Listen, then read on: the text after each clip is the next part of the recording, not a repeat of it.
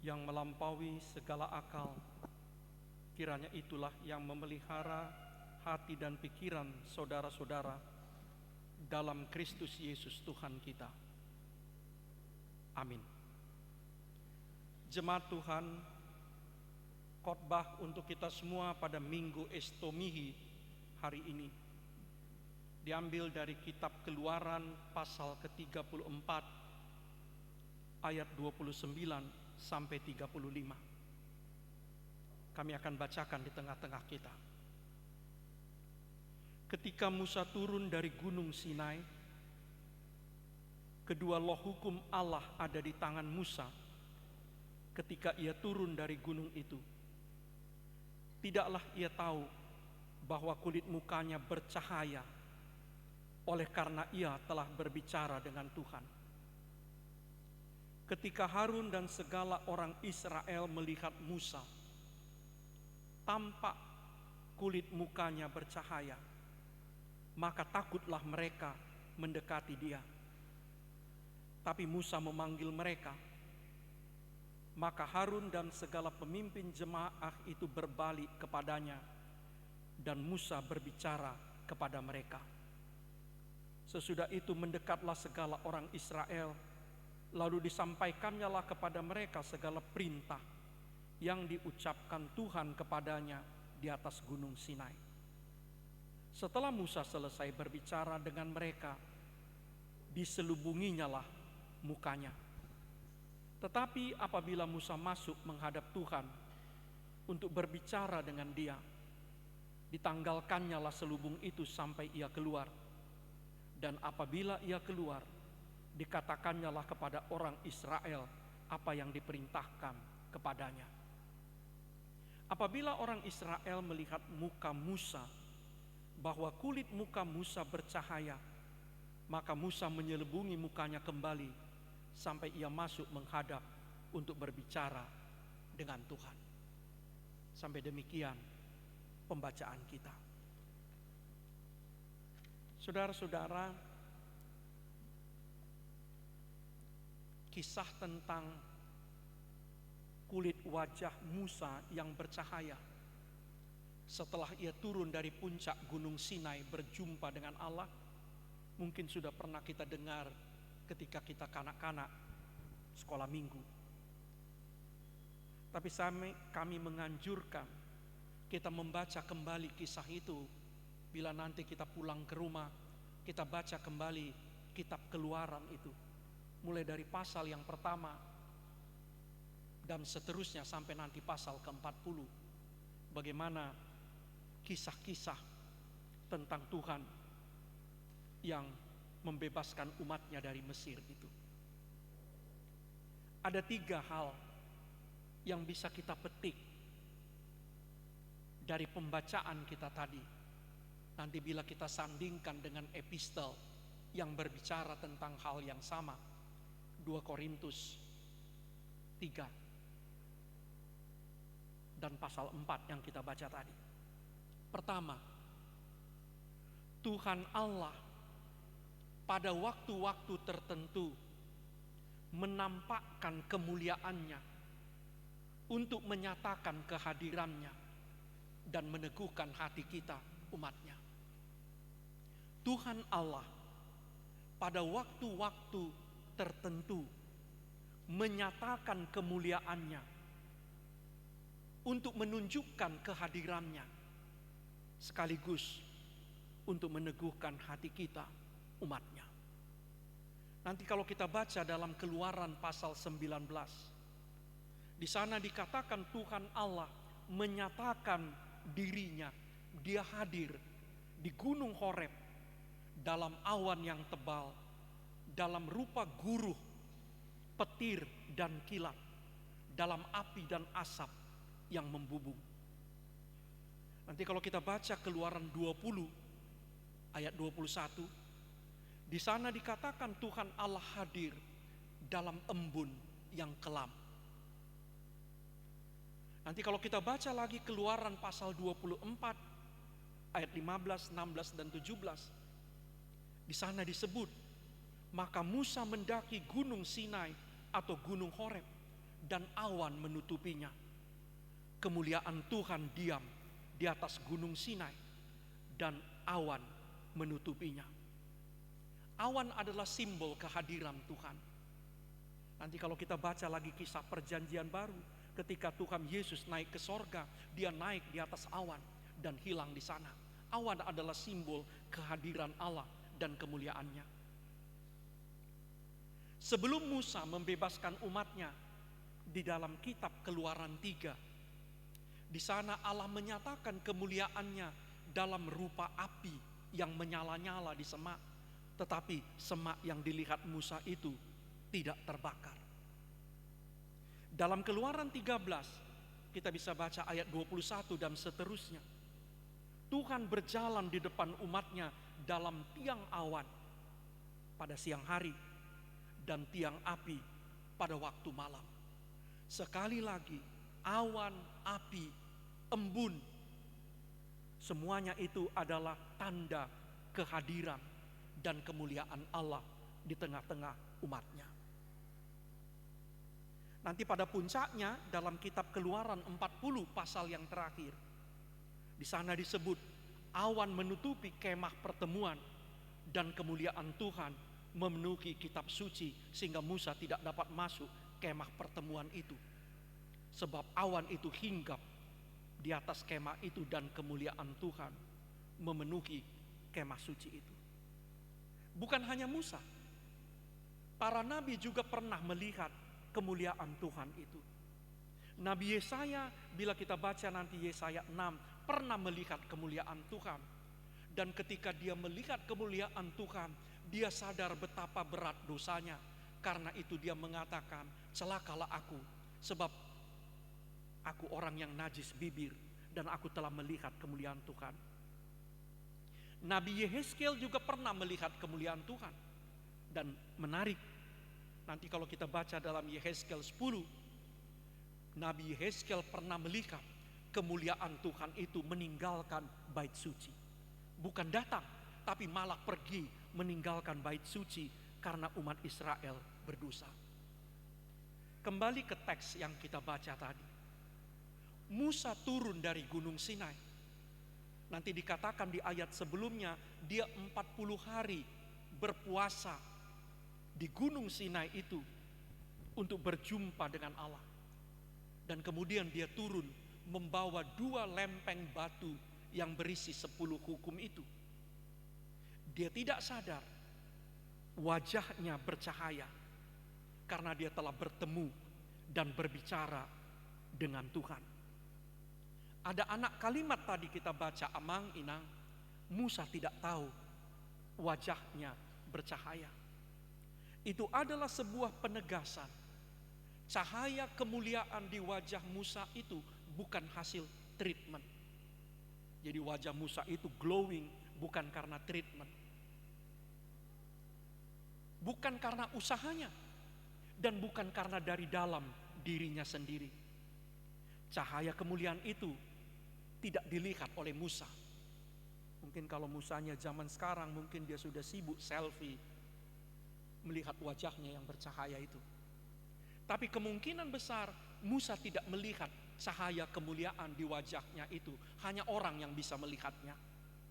Mau mengatakan cahaya itu bukan berasal dari Musa, tapi pantulan dari cahaya kemuliaan Allah. Karena dia berjumpa dan berbicara dengan Allah. Ini penting bagi kita. Sebab cahaya wajah Musa itu sebetulnya mirip dengan cahaya bulan. Bulan nampak bercahaya, tapi sebetulnya bukan karena bulan itu sendiri, tapi karena dia memantulkan cahaya matahari. Seperti itulah Musa. Jadi yang terpenting bukan wajah Musanya yang berkilau, yang bercahaya itu, tetapi sumber cahayanya, yaitu Allah. Sekali lagi amang inang, yang paling penting bukan wajah Musa yang mencerminkan kemuliaan Allah itu, tetapi sumber cahayanya, yaitu Allah sendiri. Sebab Musa hanya memantulkan, merefleksikan apa yang diterimanya dari Allah. Nanti kalau kita baca dalam perjanjian baru dikatakan Yesuslah cahaya kemuliaan Allah yang sesungguhnya itu. Itu bisa kita baca nanti dalam 2 Korintus 4 ayat 6, lanjutan dari epistel yang kita baca tadi. Yesuslah cahaya kemuliaan Allah yang sejati itu. Cahaya di wajah Musa itu begitu menggentarkan umat Israel, tapi pada akhirnya pudar. Tetapi Yesuslah cahaya kemuliaan yang abadi. Itu jugalah nanti dikatakan dalam Ibrani 1 ayat 4. Kristuslah cahaya kemuliaan Allah itu. Dan itu juga nanti yang dikatakan Yohanes 1 ayat 14. Apa artinya itu, Amang Inang? Siapa di antara kita yang ingin melihat? Siapa di antara kita yang ingin juga mengalami dan menerima kemuliaan, cahaya kemuliaan Allah? Jumpailah Kristus. Jumpailah Kristus. Anaknya, putra tunggalnya yang mati tersalib. Sebagai seorang teolog, saya mengatakan cahaya kemuliaan Allah yang terbesar kelihatan ketika anaknya yang tunggal itu mati terkulai di kayu salib. Cahaya kemuliaan Allah yang paling besar itu justru nampak ketika putra tunggalnya menderita mati di kayu salib. Nah, karena itu teks ini bukan mau mengajak kita untuk berpikir sensasional, mencari-cari supaya kita juga mendapatkan kemuliaan Allah. Supaya kita juga menerima kemuliaan Allah seperti Musa. Sekali lagi, bila saudara dan saya ingin juga menerima dan memancarkan kemuliaan Allah itu, lihatlah kepada Kristus. Hiduplah dalam kasih-Nya. Ikutlah menderita bersama Dia. Tinggallah di dalam damai-Nya. Sebab Dialah cahaya kemuliaan Allah yang sesungguhnya itu. Yang kedua, Tuhan Allah mau berbicara kepada kita umat-Nya. Tuhan Allah mau berbicara kepada kita umat-Nya. Dengarkanlah Dia. Dengarkanlah sabdanya. Tuhan menampakkan kemuliaan-Nya. Apakah itu ketika di kemah suci? Apakah itu ketika Dia datang di atas gunung Sinai dalam guntur, dalam petir, dalam awan? Bukan supaya manusia terpesona, terkejut, ketakutan. Tapi karena ada pesan yang hendak disampaikannya. Saban-saban kali Tuhan memperlihatkan kemuliaan-Nya, ada pesan, ada firman yang hendak disampaikannya. Ketiga-tiga murid Yesus, Petrus, Yohanes dan Yakobus melihat kemuliaan Allah. Ketika Yesus di atas gunung tiba-tiba berubah rupa. Dan Musa turun, Elia turun di kiri dan kanannya. Mereka melihat kemuliaan Allah itu. Terdengar satu suara yang mengatakan, inilah anakku yang kukasihi, kepadanya lah aku berkenan, dengarkanlah dia. Amang Inang, yang paling penting di situ adalah dengarkanlah dia. Sebab itu Yesus pernah berkata kepada Thomas, berbahagialah orang yang tidak melihat, namun percaya. Teks ini tidak mau menuntun kita supaya kita mengejar-ngejar keajaiban dan kemuliaan. Bukan itu. Yang lebih penting dari penampakan kemuliaan itu adalah firman, adalah sabda yang mau disampaikan oleh Tuhan. Itu yang kita baca nanti di ayat 32. Lalu disampaikan Musalah segala perintah yang diucapkan Tuhan kepadanya di atas gunung Sinai itu.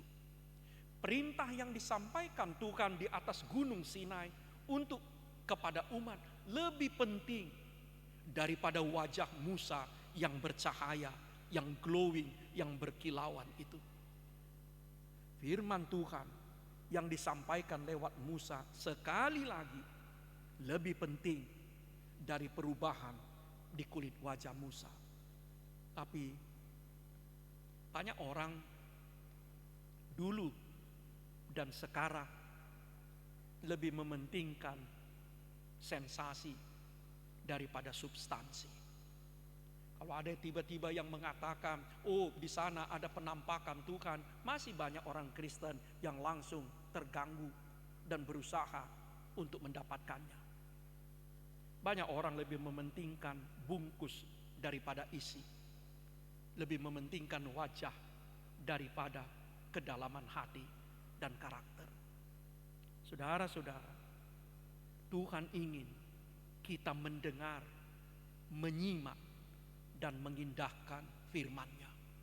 Bukan cuma sekedar takjub kepada kemuliaan, kepada penampakan kemuliaan-Nya. Firman Tuhan, bagaimana kita mendengarnya? Baca Alkitab.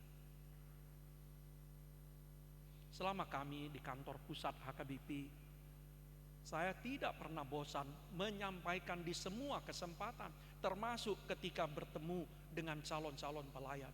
Baca Alkitab. Salah satu kekurangan gereja kita bukan soal uang. Kita sangat pintar, sangat berhasil kuat dalam hal pengumpulan uang, membangun.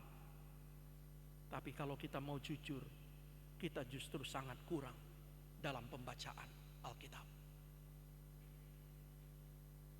Saya baru datang seminggu di sini. Saya tidak berani bertanya berapa di antara jemaat HKBP Ciputat yang sudah tamat baca Alkitab. Kita turunkan lagi standarnya. Berapa di antara jemaat HKBP Ciputat yang sudah tamat membaca Perjanjian Baru? Kita turunkan lagi standarnya. Berapa di antara saudara dan saya yang sudah baca 4 Injil? Matius, Markus, Lukas, dan Yohanes. Saudara-saudara, khotbah hari ini mengingatkan kita firman yang disampaikan Tuhan lewat Musa lebih penting dari cahaya yang terpancar di wajah Musa. Mari kita membaca Alkitab, menyimak sabdanya. Dan kita nggak punya alasan. Jujur, saya hanya ke gereja saja bawa Alkitab yang tebal, yang hitam itu. Tapi sehari-hari kami baca Alkitab lewat handphone. Dan kita bisa baca Alkitab segala bahasa lewat handphone. Bahkan bisa baca tafsirannya, bisa baca penjelasannya. Dan sekarang ada karunia baru, Chat GPT, Artificial Intelligence. Saudara dan saya juga bahkan di kursi saat meja bisa mengetikkan di Chat GPT, tolong buatkan khotbah yang lebih bagus dari khotbah pendeta DTA tentang Keluaran 34, 29, 35. Mari kita pakai amang inang. Sebab Tuhan mau berbicara kepada kita dulu dan sekarang. Dengarkanlah Dia. Yang ketiga dan terakhir, Tuhan Allah memberi kepada kita roh-Nya, bukan hanya hukum-hukumnya. Itulah epistel. Kalau kita menyimak epistel 2 Korintus 3, paling baik kita baca mulai ayat 6. Kita lanjutkan nanti sampai pasal 4 ayat 6 juga. Tuhan memberi kepada kita roh-Nya, bukan hanya hukumnya. Bila perjanjian yang lama yang diterima Musa itu ditulis di loh batu, maka perjanjian baru yang dimeteraikan dengan darah Kristus yang tumpah di Golgota itu ditulis di hati kita oleh Roh Kudus. Bila hukum yang pertama itu, hukum Taurat itu menuntun kita mengenal dosa, tetapi perjanjian yang baru menuntun kita kepada pembenaran, kepada kehidupan yang kekal. Saudara-saudara, Allah mau Dia bukan hanya memberikan hukumnya, tapi memberikan roh-Nya kepada kita. Dia memberikan anaknya yang tunggal kepada kita. Jika anaknya yang tunggal, jika rohnya saja diberikannya kepada saudara dan saya, apalah yang tidak akan diberikannya lagi kepada kita. Sekali lagi, sedangkan anaknya yang tunggal diserahkannya mati demi kehidupan kita, rohnya diberikannya ke dalam hati kita, apalagi yang tidak mungkin diberikannya kepada saudara dan saya. Karena itu kenapa takut? Karena itu kenapa ragu? Karena itu kenapa putus asa? Kenapa murung? Sebab Allah sudah memberikan segalanya, dan Dia mau menghidupkan kita bersama-sama dengan Kristus putranya. Amin. Mari kita berdoa. Terima kasih Allah,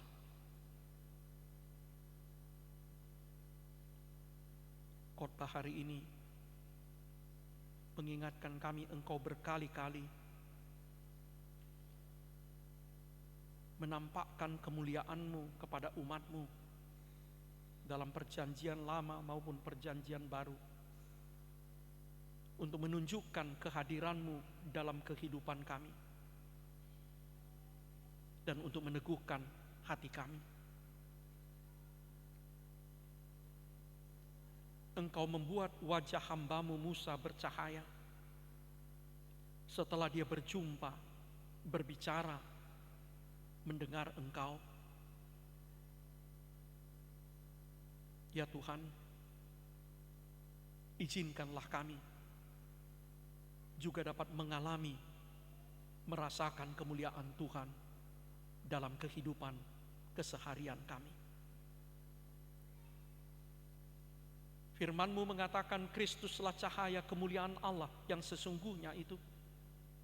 Izinkanlah kami untuk berjumpa, merasakan kehadiran anak-Mu Kristus. Biarlah kami tinggal dalam kasih-Nya, memancarkan kasih Kristus itu, supaya nama-Mu dimuliakan. Tuhan, Kau ingin berbicara kepada kami. Berilah kepada kami kekuatan, seperti Samuel mengatakan dalam doanya, berbicaralah ya Tuhan, kami mau mendengar. Berilah kami roh-Mu yang kudus, yang menuntun kami untuk bertekun membaca Alkitab kami, supaya kami Tuhan dapat mengetahui firman Tuhan dan kami hidup di dalamnya. Namun Tuhan, Kau tidak hanya memberikan hukum-Mu kepada kami, Kau memberikan anak-Mu yang tunggal, Kau memberikan roh-Mu yang kudus, tinggal di dalam hati kami, mengubah hidup kami. Terima kasih Allah, biarlah roh-Mu senantiasa tinggal dalam diri kami, menjaga kami, memberi kami semangat, memberi kami sukacita, menuntun kami menjadi murid-murid Kristus. Inilah doa kami dalam nama Yesus, Tuhan, Juru Selamat kami. Amin. Marilah kita mengumpulkan persembahan sambil